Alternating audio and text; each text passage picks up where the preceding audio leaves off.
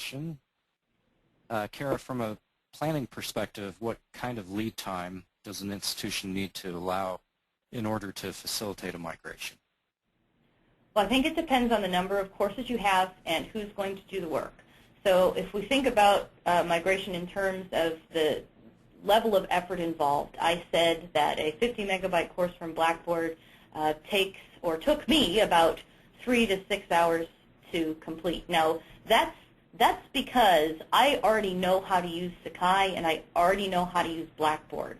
And so I mean, I can't say exactly how much time it's going to take for you to do your migration, but before you start, you need to have a meeting about it and plan that project. So I think Indiana took a couple of years, 2 to 3 years, I think, to get everybody off of their legacy system and onto Sakai. They started with the early adopters and volunteers and people who wanted to move from the legacy system into Sakai. So I think it really depends, but I mean, I don't think it's reasonable to expect that you're going to have 600 courses published and ready to go within 6 months. I think it's going to take.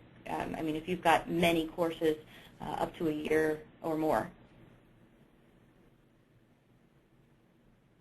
The next question here is, do you require that the old LMS be cleaned up as much as possible before the migration begins?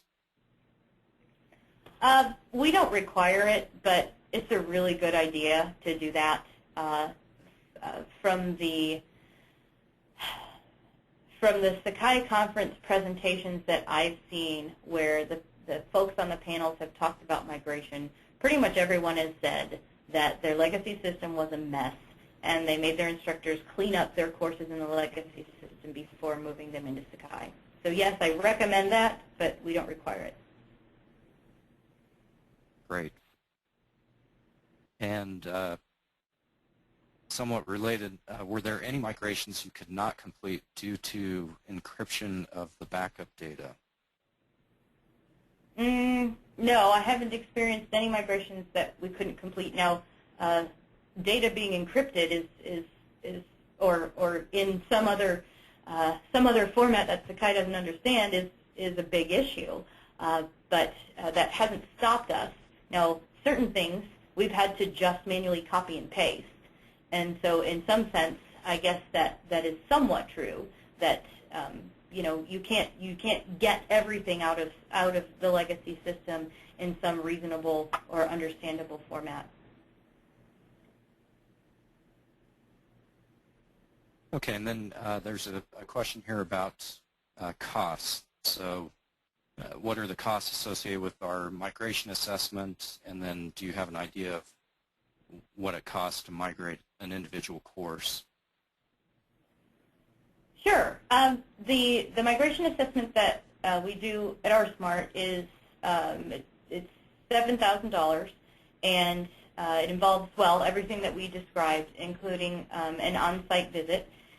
And as far as the cost to migrate your courses, well, that depends on who's going to do it. I mean, you could have your faculty members do it, and then you wouldn't have to pay anybody else anything extra, but there is certainly a cost involved with having your faculty members do extra work like that. If you wanted to get it done or have like an outside vendor do it for you, you could either hire a contractor, or we do have partners who can migrate that content for you. Now, it is still important to get faculty members involved somehow in this migration, but one of our partners, Embanet, will just migrate your courses for you. As we know, eCollege will do that for you as well if you move to eCollege, and generally that costs between $500 and $1,000 per course. Excellent. So at this time, ladies and gentlemen, there are no questions, so I encourage you to think for a moment, and if you have any questions, please submit those in the question queue. And if there are no questions after a few minutes, then looks like we may end up here a little bit early. Kara, while we're waiting, do you have any kind of final thoughts? Actually, I take that back before you get into that. There's a question that came in. The question is, any nifty tools to migrate from eCollege? As far as I know, there have been no Sakai tools built to migrate from eCollege. What I think is possible in eCollege is you can download your files and then re-upload your files into Sakai. I know that some publishers, like McGraw-Hill, build publisher packs for eCollege, and McGraw-Hill is also now building publisher packs for Sakai. And so one of our clients is actually just getting those publisher packs in Sakai format now instead of eCollege, and that'll make migration a little bit easier. But no specific tools, though, to move content from eCollege to Sakai. Another question here. How do you handle migration of assessment-type content? Well, it depends on the source system. So assessment can mean many things. Generally, it means tests and quizzes and so forth, but assignments and discussion forums we're finding are also used to assess students as well. So I will answer the test and quizzes question first. So the assessments, depending on the system from whence they come, can either be parsed with some of the tools that exist out there already. So WebCT and Blackboard assessment content can just get into Sakai and look quite well and function quite appropriately. There are some exceptions with WebCT calculated questions. Those have some problems, but in fact, one of our clients, University of Wyoming, actually has somewhat of a solution, or has created somewhat of a solution to deal with those special sort of calculated questions that came out of WebCT. So Robin Hill, I think you're on this call, so I hope it's okay to say your name, because you guys can find Robin Hill and University of Wyoming's information on Sakai Confluence and on the internet on those WebCT calculated questions. So tests and quizzes can be moved from WebCT and from Blackboard into Sakai using the tools that exist, and other systems can use responders to pull content out and get into Sakai. Discussion forums at this point, you pretty much have to copy and paste. No one seems to have built anything so far to move discussions for assessment from legacy system into the new system. Robin just chimed in and said to, yes, please have people contact me. That was Robin Hill, everybody, yes, from University of Wyoming.